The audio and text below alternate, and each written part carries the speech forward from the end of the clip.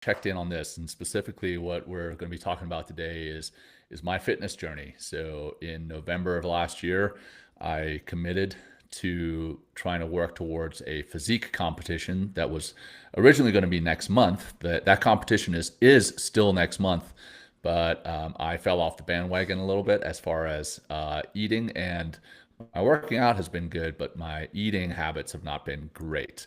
Mm. So Will and I are going to talk a little bit about that. We're going to talk about what it takes, the discipline that it takes to get there, why I fell off, giving myself some grace where I can, but also not letting myself have too much grace, and then talking about some other things that we've got in the near future that have to do with fitness.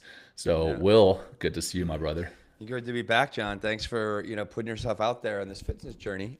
I really Yeah, appreciate it's you like, it's being this guy. It's awesome. it's fun. It's a little it's not a little tough. It's very tough. Mm. This weekend, we're coming off the tail end of July 4th weekend, and we celebrated with the family, and there was good food all around. And Yeah. I definitely had some slips, but I've recommitted as of yesterday. So today is what, Tuesday, July 8th.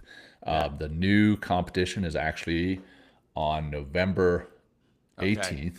That was my next question. I'm like, we have Yeah, one on the schedule, right? So yeah, so we you do have do. one on the Good. schedule, November 18th, and we'll see where things go with that. In Yeah. between now and then, I've got a lot of work to do, Okay. a lot of work to do. So we'll talk about that. But yeah, Yeah. Well, let's talk. Let's jump right into that. Like, what has been slipping you? Like, what's like? It's almost like, is it the food calling to you? Is it a sabotage thing? Is it cravings? You know what I mean? I know, like, I mean, and I say this because we've all talked of the about it. above. Like, sugar is definitely something that it's just, and the sugar also shows up in like those Yeah, fucking hamburger buns or those, yeah, it's those everywhere. chips and stuff like that. It's I mean, absolutely it's in your everywhere. coffee. It's in your Yeah, so coffee, exactly. yeah, So, yeah, sugar is a big one. yeah. Carbs, when I cut down carbs to very, very low numbers, I get pretty agitated. I get grumpy, Oh, and I get hangry is what it is. Even though I'm taking in a significant amount of calories, yeah. I'm not getting in the carbs as I need to. So what I've going to be transitioning to for the next few weeks, essentially, what is it, 19 weeks between now and November 18th. I'll be, for the first half of that, I'll be kind of mixing some carbs in there, really looking to grow the muscle. Mm-hmm. And then after that halfway point, then it's on, as far as diet, cutting down on carbs significantly. So the idea is that you train your body to burn the carbs by having the carbs in the body and then depleting them, and also putting yourself into a calorie deficit. So Mm. between that first halfway point, it's only about a 200 calorie deficit between now and then starting midway between now and then, it's a 500 to 700 calorie deficit. So Wow. And that's it's that's all all about diet, carbs? man. Yeah, sorry, that's all carbs or that just So that's calories just in general that okay, I'll be got it. cutting down on, but I'll be cutting down to next to zero carbs, as low as I can get for Hmm. carbs, Yeah. for about 9 weeks, which will that'll try me, man, because I do love my carbs. But it Yeah. really, what it all boils down to is discipline, which we've had multiple people on the Fucking show in the tough. past couple of months to speak about discipline. And honestly, I to be completely transparent, I underestimated how difficult the diet would be. Getting the Hmm. gym is fun. Like, I love Yeah. getting into the Yeah. gym. Yeah. Uh, Let me take that back. Once I'm in the gym, I I love love the the gym. gym. I feel But you, dude. getting to the gym is a difficult part. Yeah. Yeah. I am not a morning person anymore. I don't wake up at 4:30 like Jocko. I'll wake up at Yeah. 5:30, but that's normally to start getting ready for the day and everything else. So when I hit the gym, it's normally after my kids go to sleep. Like, I was in the gym last night at 8:45, and I was there until 10:45. That's when I feel the gym is really calling to me.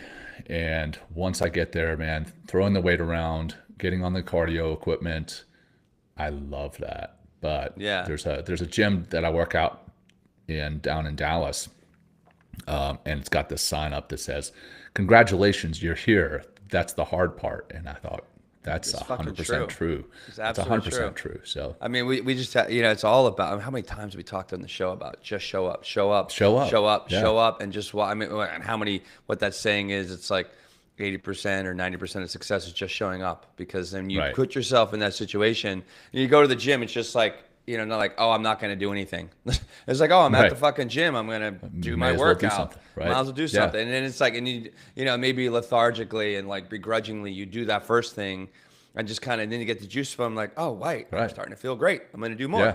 you know? And it's like, especially when you have a goal like you're working towards, it's just like, I mean, that's even more of a motivation. Yeah.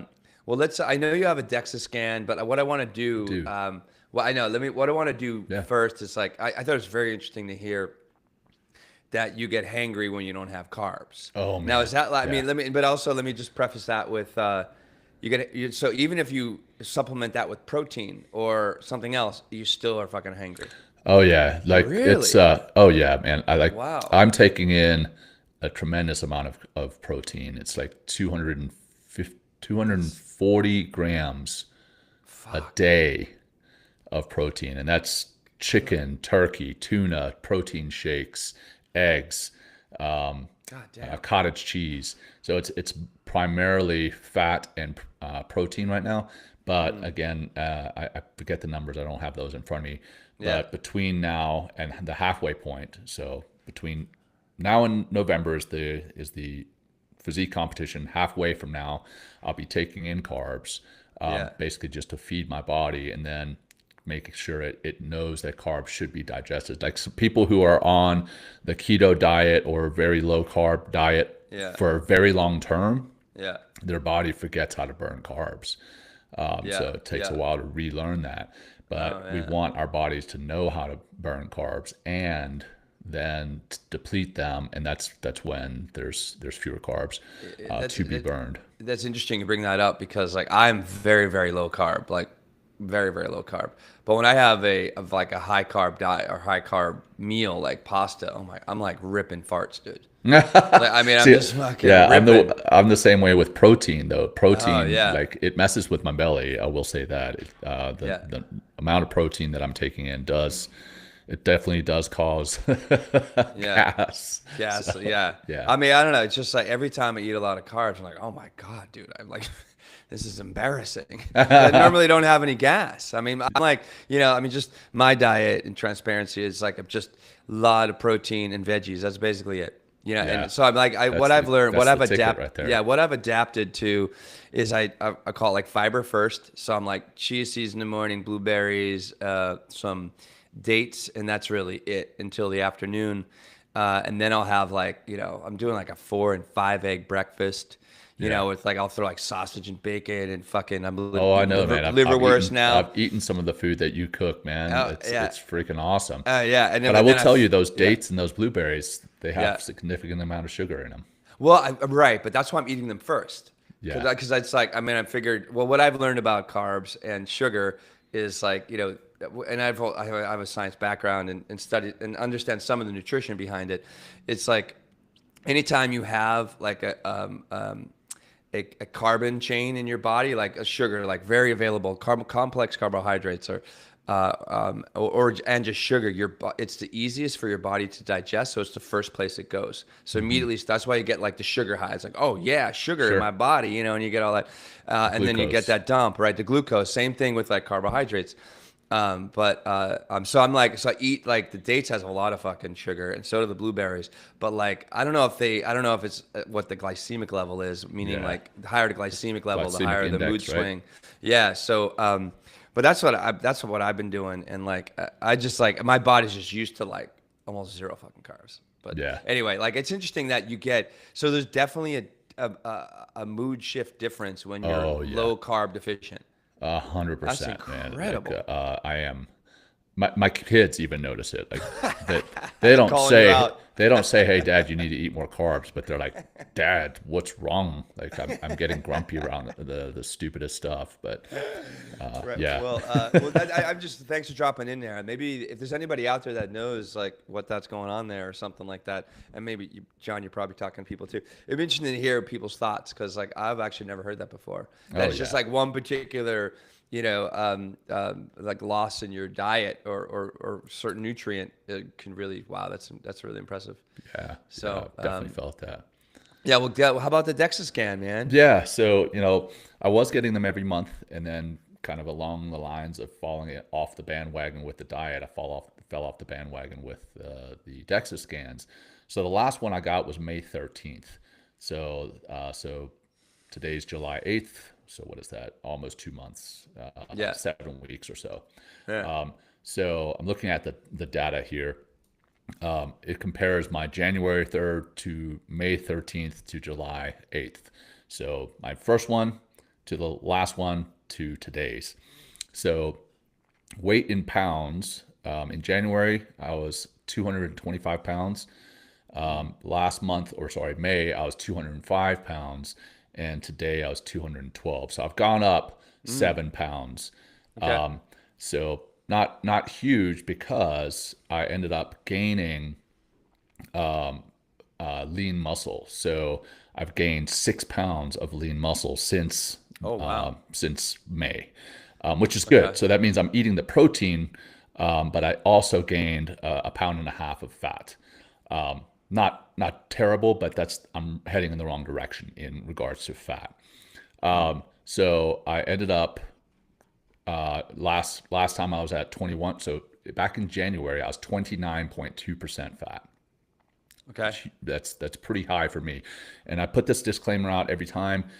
This is not fat shaming. This is not me saying that in any shape, form, or fashion that people listening need to do the same thing.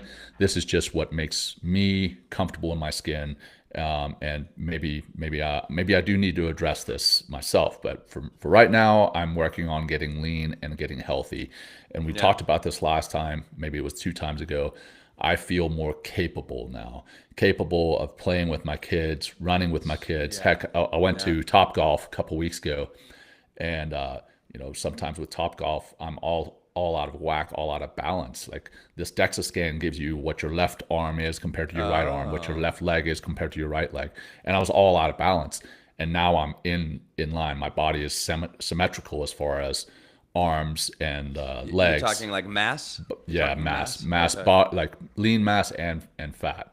Right, but So also bilateral mass, like let your balance more left and right. correct, Okay. correct. Wow. All Yeah, right. Good. and Good. Good. Good. then coming back to my body fat percentage back in January was 29%.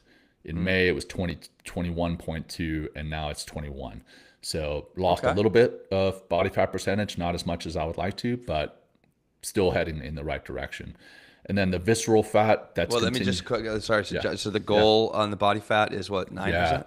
The goal originally was to get to 8%. I checked between now and November. That's probably overly aggressive. So Okay. if I can get to Okay. 10%, Oh, that'd be I'm great. most likely not going to win this competition of it. That's But not the point. the point is to have a goal to work towards, and then do something that's scary, like standing up on stage flexing. That's not something I'm comfortable with, man. I'm gonna be there, John. I'm fucking flying. I'm flying to Denver again. This one is in Yeah, Denver. yeah. This one's in Denver. I'll be there. So you're talking about visceral fat then before I cut you Yeah, off. so visceral fat, yeah, it went up last time, but now it's back down. So I started in January with 3.26 pounds of visceral fat.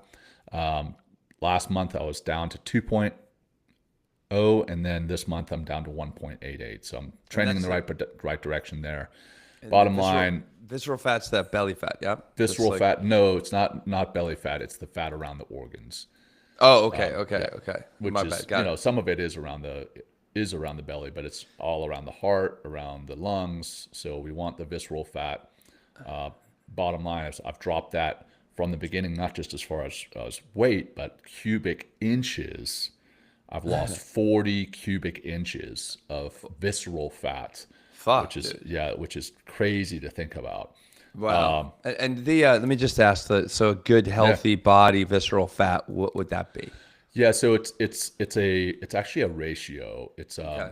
and I'm gonna screw this up, Just trying but to ask it's I about think so it's a ratio of I'm gonna find out. visceral fat to waist and belly size or something. I forget, but there's some magic number that you're trying to get below one.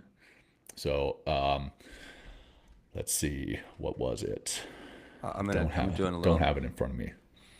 Yeah, that's okay. But I'm actually gonna Yeah, find it out. Chat But keep going, GPT. keep rolling. I got you. A Yeah. perplexity. I'm a perplexity Oh, dude. yeah. So You know, complexity. I'm just Yeah. saying. I'm just So saying. yeah. So I mean, I can. This is just a summary of it. Let me see if I can bring up the actual Go for it, thing. man.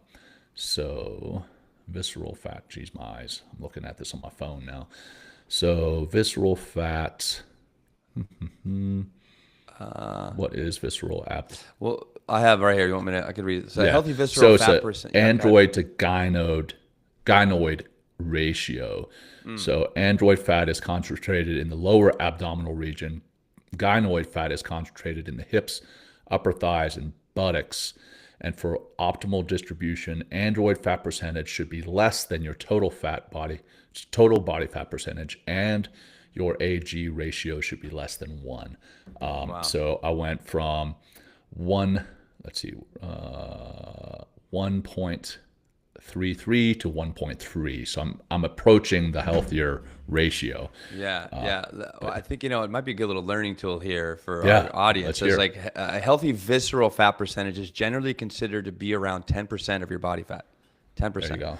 That means 10%. that if you know that your body fat if you know your body fat percentage, you can estimate your visceral fat by taking about 10% of that number. For example, if your total body fat is 25%, a healthy visceral fat amount would be roughly 2.5% of your total body weight. Key points: 10% of your total body fat is the typical healthy threshold for visceral fat in adults. Visceral fat is the fat stored deep in your abdominal cavity, like you mentioned, surrounding your organs. Yeah. While some is necessary for organ protection, excessive visceral fat increase the risk of serious heart conditions like heart disease, diabetes, and stroke. Waist circumference is a practical at-home indicator. Just everyone listening, waist circumference is a practical at-home indicator for visceral fat risk. For women, 35 inches, which is 88 centimeters, is or more suggests a elevated visceral fat. For men, 40 inches. You lost like 40 some inches, you said, right? 40 cubic inches. Yeah, okay. So, So for men, 40-inch waist, this would be, or is considered high risk. And measurement notes: precise visceral fat measurement typically requires, imaging like a DEXA scan, a CT, or MRI scan. These can be routinely used for screening. More home scales and body composition devices estimate visceral fat based on algorithms. But and that's really it. Maintaining there you go. visceral fat near or below 10% of your body fat is associated with lower cardiac metabolic risk. If you are concerned about your visceral fat, consult your healthcare provider for personalized assessments and guidance. There we go, Joe. There you Just go. learned something. There you go. I did learn something. And while you were saying that, I put it into my AI on my side, ChatGPT, Yeah. and I compared the visceral fat to the total fat, and I'm at 4.02%. So pretty good. Wow. So the Okay. 10% is healthy, and I'm half of that. So Great. I'm feeling pretty good, and Awesome. I feel that, like, it's not just the capable side of things, but I feel better. Like, I sleep better. And I think we've talked about that a bit. Yeah. Just carrying less weight around requires way less energy every day. Yeah. So Yeah. I'm able to get to the gym. So it's kind of this self-fulfilling cycle. I'm curious, what is your sleep like these days? I mean, Yeah. you're tracking it like, I mean, because I would imagine, like as you're getting healthier, as your body isn't in like almost a state of crisis because of all this extra fat you have in your body. I'd imagine that you're going to restore more, you're going to sleep better, you're going to, be a little more refreshed. So is that what you're experiencing over this journey? Yeah, I am for sure. So my sleep is deeper. Great. I get up in the middle of the night to go use the restroom. And in the past, I would I would get back to the bed and stew and stay awake. But now I'm physically tired, right? Getting to the Yeah. gym, yes, it gives you energy in the day, but it also makes you tired and makes you sleep better. So it's not just the fact that my body is in better state to sleep, it's also the amount of energy that I'm using. So the body needs to recover. So I'm sleeping better. Yeah. And I've mentioned Fantastic. this before. I'm on testosterone.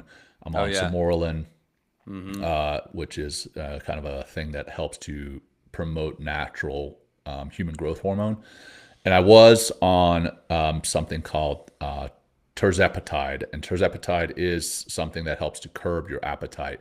But I've done some research on that, and for what it is that I'm wanting to do, it's not ideal because it actually can eat into your body muscle, Yeah. decrease your body muscle. So ultimately, it's not great. But for those who are potentially looking to get a jump start to their weight loss, it can be helpful. But I'm certainly no medical professional, but Yeah. Yeah. I Yeah. will say what Good I've to know. learned through it is that you have to take in even more protein because it is a peptide and therefore kind of substitutes protein in your muscles. So it thinks that it's getting the protein when it's actually not. So Yeah. you have to take in more protein and do more resistance exercises to maintain the muscle. So, Yeah.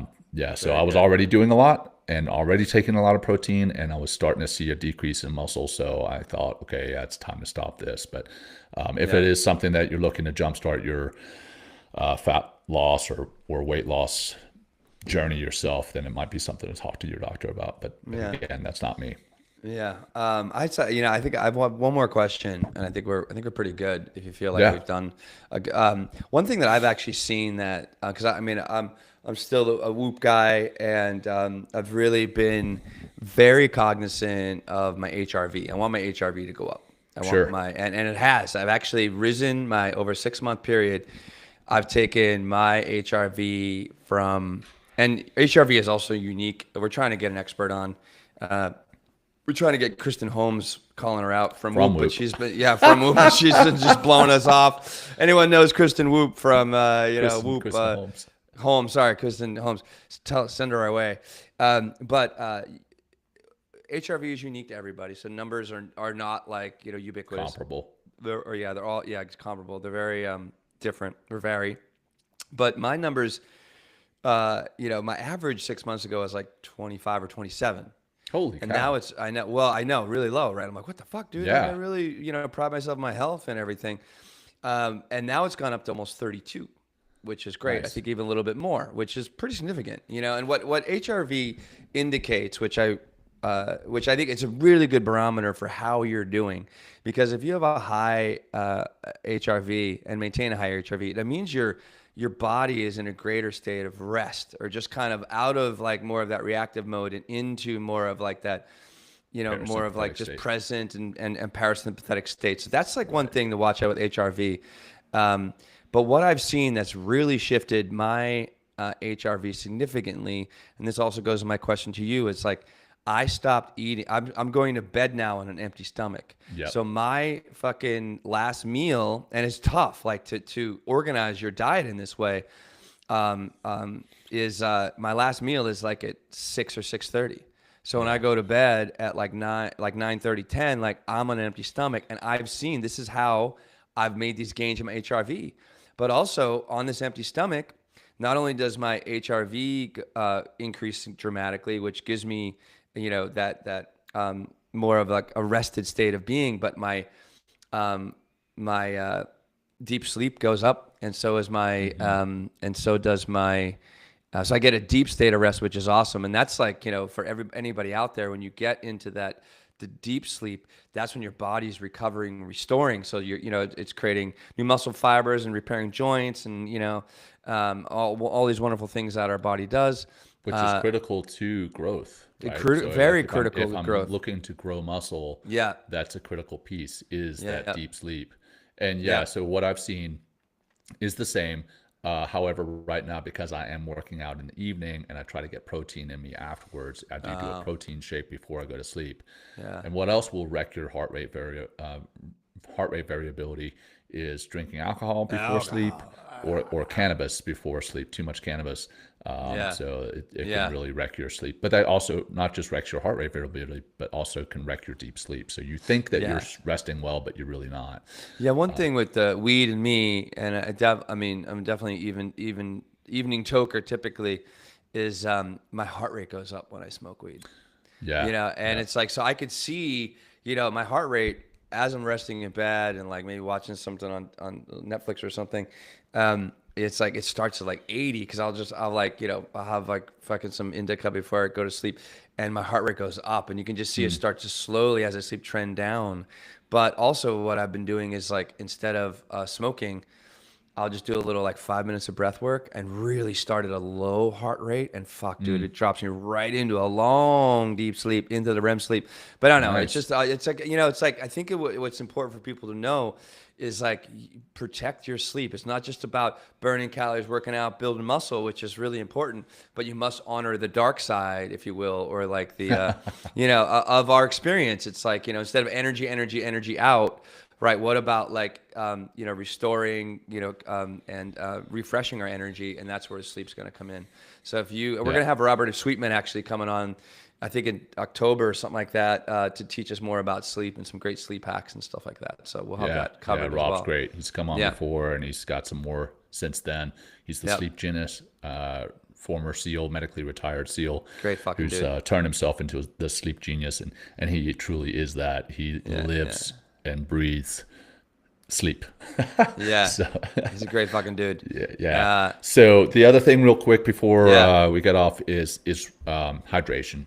Oh, We've talked about that on the show before, having our episode on quench, and the water that you take in is important, but you also have to take in some type of electrolytes and omega-3 fatty acids, and that's been very helpful with making sure that I have the energy to go after this, and it also helps you recover. So yeah, yeah. that's where I'm at. So I Love guess it. bottom line is I'm still making progress, not making as quick progress as I had hoped, but we've rescheduled or bumped the physique competition from August, which is next month, to November. So I've got some time, but Yeah. yes, definitely need to rededicate to the Well, discipline and the diet. The diet la- is the hard part. last question. What's going to be different with your diet this time? What's like one thing commit to? We talk about one Yeah, thing, right? One thing principle. What's one yeah. thing or a plan that you have in place to I go am forward? I'm tracking it a lot more closely again. Got it. Then I was like, oh, this is too much work. I'm sure I can